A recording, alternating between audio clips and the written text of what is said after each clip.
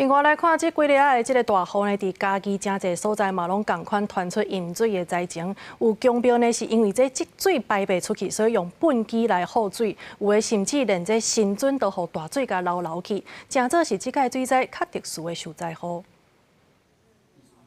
涂骹的水也袂干，边仔阁有排水用的物件。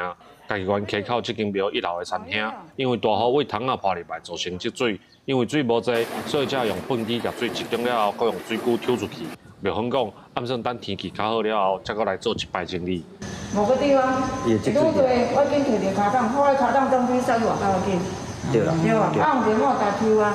安尼较省工啦吼。啊，若较侪人来好水，啊是较侪我搭来去较紧。对。前边啊，一时啊就好啊，你免一个两个点仔付甲足辛苦啦。甲积水的状况比起来，嘉义县埔子伫川国小边仔这间庙灾情就较严重。7月底迄当阵才淹要130公分，水龙已经淹到庙顶，内底的新民嘛去互流去。附近的里民讲，只要淹水，新民就会流去，家在落尾拢有够吹转来。新民都各都管，卖点真正卖点，好几次了。怎样说呢？只要淹水都被冲走，啊，冲走再找回来这样子。